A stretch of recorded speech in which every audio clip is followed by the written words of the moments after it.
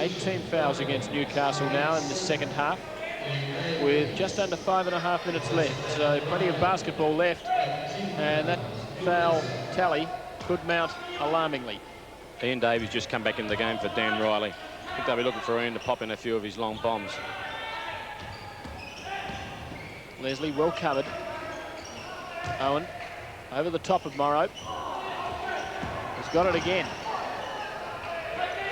Should be easy for Leslie the way he's been shooting. Well, this one should.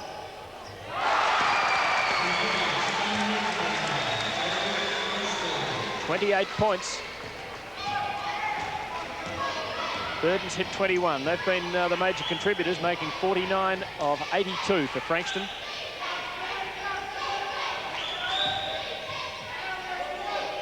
Here's Davies.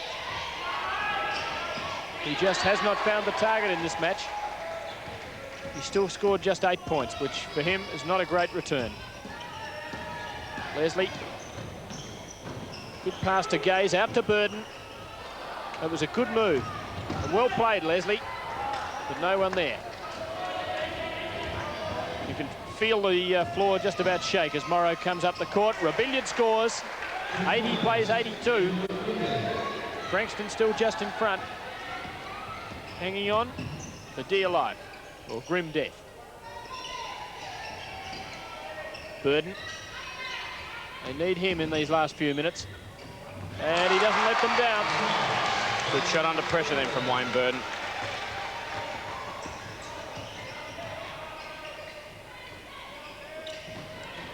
Morrow. 22 points. And once again, the margin is 2. And we've got just over 3.5 minutes left. Vital match this for the home team. Owen, yes. Valuable score. He's got 14 points and a good contributor.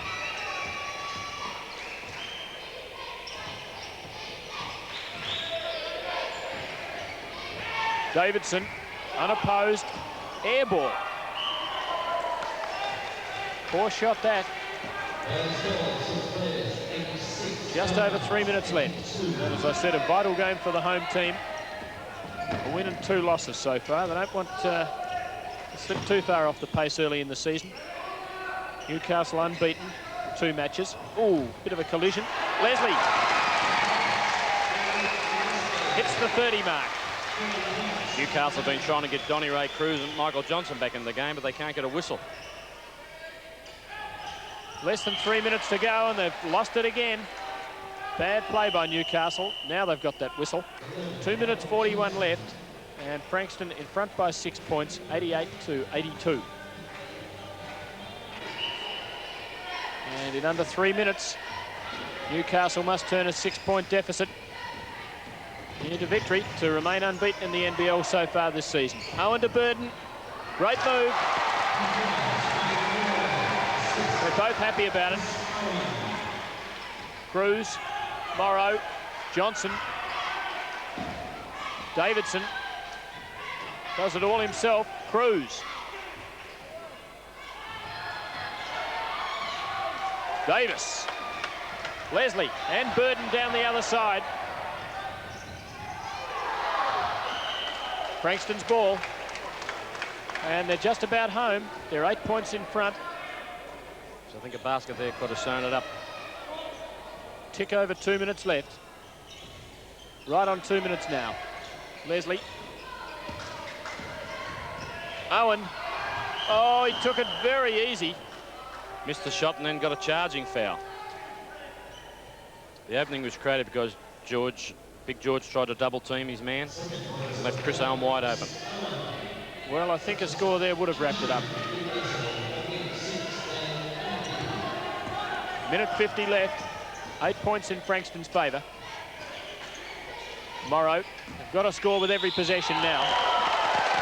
Jump ball forced. And Burden congratulates his teammate Davis, who got in and blocked a threatening-looking George Morrow then. Now Morrow. Lost it again. Cruz. They've really got to start going up for the basket. Foul on Burden. Side ball. 3 fouls on Wayne Burden. 7 team fouls against Frankston. Minute and a half left in the match. Still Newcastle needing to score 4 times. Davies makes it 1.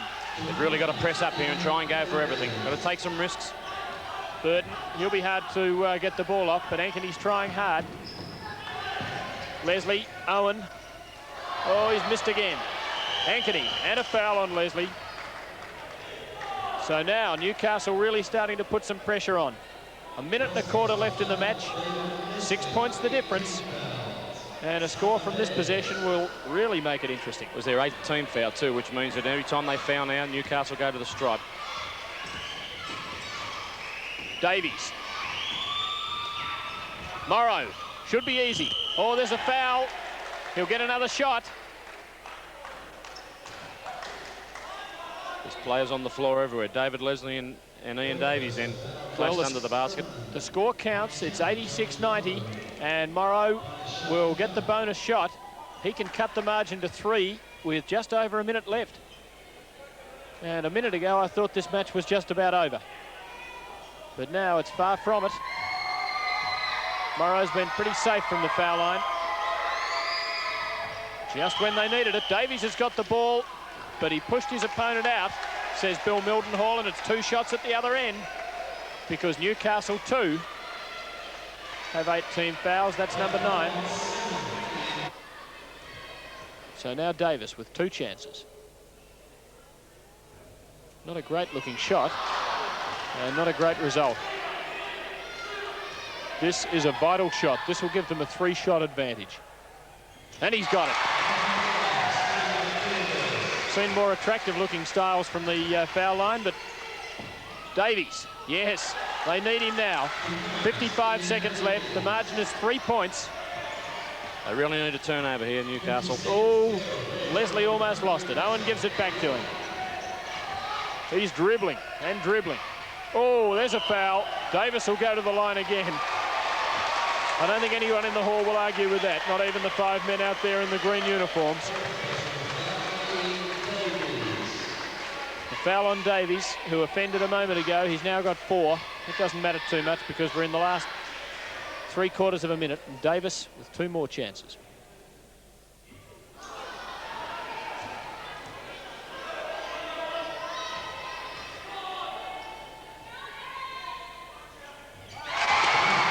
Well, they won't lose it unless it goes to extra time, I wouldn't think, because they're 4 points in front.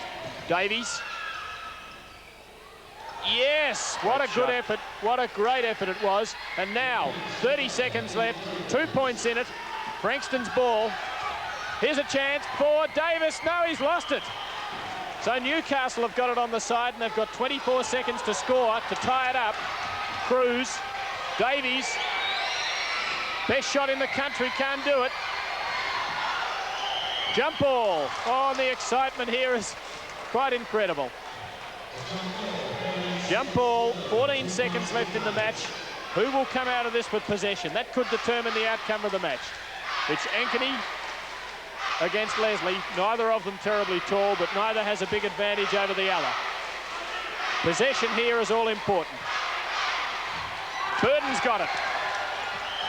And a foul on Ankeny. Burden will go down to the line. 11 seconds left. It's a professional foul, that actually, though. David Ankeny really had to do that to hope that they missed the foul shots to give him a chance. I don't think he will, but they still have to try it. Well, remember that match a couple of weeks ago, which we televised? He only scored 49% from the foul line.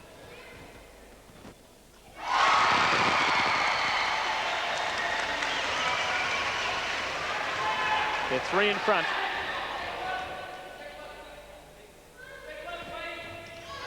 Owen. They're 5 in front. It's all over. Ankeny draws a foul on Gaze. 4 seconds left. And Ankeny with 2 shots here. Perhaps he could look for a 3-point play. Drop the first, throw the second at the front of the ring, grab it, pop it in. and then a turnover in the last 4 seconds and they could tie up the match. I think what they try and do is make the 2 shots and then hope to get a steal to make a 3-point play.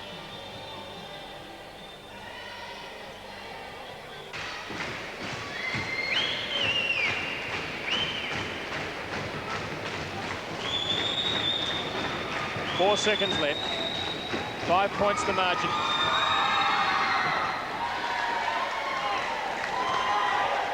Still 2 chances to make one. They'll press up here and try and go for everything. The clock doesn't start until it touches a player inside. Now 4 seconds to go. There it is. Newcastle have got it. Cruz. There it is, all over. Frankston have won by 3 points. But what a great finish here at Frankston. The Bears home against the Falcons, 95-92. Frankston's winning score came from 18 fewer shots from the field, but their greater conversion was critical, 54% as opposed to 42%. The Falcons fared better from the free throw line, George Morrow taking 8 of those 10 shots, and he made 6. Frankston again failed to make many more than half of their foul shots. Most valuable player was Frankston's David Leslie, who scored 30 points and has averaged 24 a match in 4 games. He was happy with his own form and especially pleased with the way the Saba Bears put it together. Yeah, I felt really good today. My shots were going in. Put in a lot of practice, training, everything like that. I'm a small forward and I get a chance to run when we get the rebound, so we fast break a lot and I get set up with a lot of shots down the court. It was a frantic sort of a game and really great to watch. Do you like playing in that sort of match? I like to shoot when the pressure's on. I'd rather, like, if we're going to lose a game and I'm going to shoot, I'd rather shoot it, you know, if we got to lose by 2. But no, all the guys on the team, we have good team spirit. We have a well-rounded team. Anybody that has a shot takes it, and we got good percentage shooters, and we work very well together. That's the secret of our success, I think. Well, it's early days, but how confident do you feel about the team's future? Oh, well, we've won 1 on the road. I think that makes up for the loss last week against Geelong. If we can just keep working the way we are, I feel we have a pretty good chance to make the top 4 in our division and then go into the finals, possibly. Dennis Kibble is in his first year as coach of the Kern Falcons after being Bob Turner's assistant last year. This was his first setback in a short coaching career so far, and he felt that a tough weekend on the road may have taken its toll on his team, particularly in defence. Yes, and that's the tiredness itself. That's where they show the tiredness. Most players will try to take it easier on defence rather than offence. Well, was that the aspect of the game that you were most disappointed with your team in? Yes, I think so. The Frankston worked very hard to get their shots. They set very good screens, and our players didn't react to help enough. We got caught many times on the screens, and our players underneath the basket just didn't help out, and that was they made many easy baskets, as you would see from the game. Well, it's been said over the last couple of years that Newcastle is probably as talented a team as there is in the competition, but the results haven't been there prior to this. Do you think this might be the year? Well, it's early days. This is my first year as coach. It'll be a trial and error for myself as well as the players, but I feel that we've got them running very well, and as you can see from that particular game, it's only early in the competition, and this particular weekend I think most clubs would be very happy with a 1-1 result on the road. Canberra's home game against West Adelaide shaped as one of the matches of the round. The Cannons' only loss so far was a narrow one on the road to the powerful Nunawading, while the Bearcats, the reigning league champions, went in unbeaten. We join at midway through the first half with the home team leading narrowly. Commentators are John Spooner and Phil Lynch, and pictures come from Capital 7. Mazda Cannons leading 25, West Adelaide Bearcats 20. To Kirkmeyer, to Smythe, the beautifully balanced shot. And Phil Smythe has that shot for breakfast. That little handoff there, 15-foot jump shot, he loves it. Similar shot from Al Green then too. Yes, add a couple of feet though. Al Green's came from about 20. Nice shot.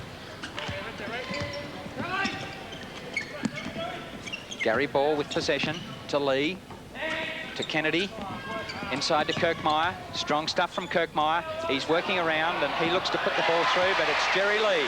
Jumping Jerry Lee, tapping that ball back through the ring.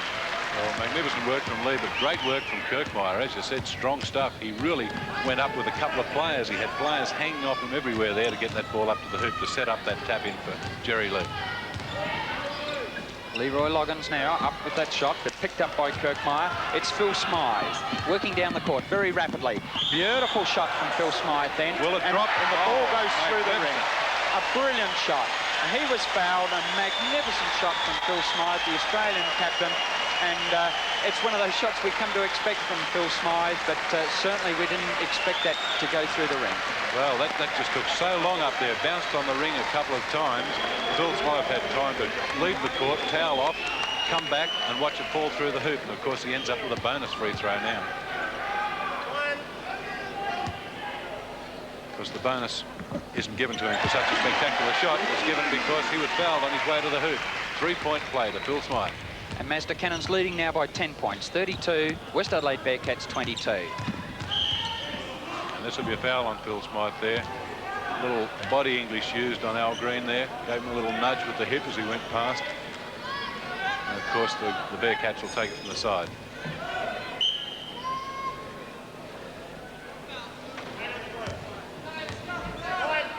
Mike McKay, number 4, in for the Bearcats, running the out of bounds stuff. Loggins back to McKay, to Green, right at the top of the keyway, being guarded by Smythe, but tapped away by Smythe, picked up by Kennedy, and back to Smythe again. Beautiful stuff. And it's still Smythe up for that 25-foot jump shot. Well, that is absolute confidence, isn't it? Take a 25-footer with no rebounders. And one-man offense and defense then from Phil Smythe. Brilliant work.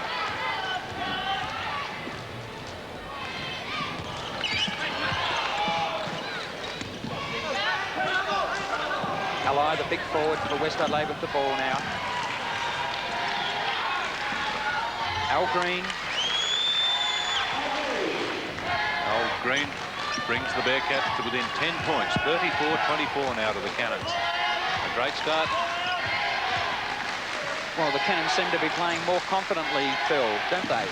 Yes, and they're getting points in a different manner to what they have in earlier games. David Nelson. He's renowned for hitting from outside. Canberra didn't loosen their grip on the game from that point and won by 21 points, 103-82, a tremendous win. Each week from now on, we'll be presenting progress voting for the Trade Credit's Most Valuable Player trophy. Last year, Al Green of West Adelaide was a runaway winner in what was a great year for the Bearcats. Matt Waldron of Coburg leads the 1983 voting at present with 9 from 4 games. James Crawford and David Winslow have 8 votes from 3 games, while Larry Sengstock and Mike Jones have 7 votes each. As I said at the start of the program, there are now only 3 unbeaten teams. In Eastern Division, Coburg and West Adelaide each have a 3-1 record, while Newcastle also have had just 1 loss. Illawarra and Devonport have been left in the blocks and are still looking for a win. The unbeaten teams are all in Western Division, Geelong, St Kilda and Nunawading, although Canberra head Nunawading on points, having played 2 more matches. And the top group in the division really looks formidable, although St Kilda just kept their unbeaten record intact with a 1-point win over Hobart on Sunday. Next week, it's an all-Victorian clash and what could be one of the matches of the season so far. It's Coburg Giants on top in Eastern Division against Nunawading Spectres, unbeaten in the West. Don't miss it. I'll see you next week.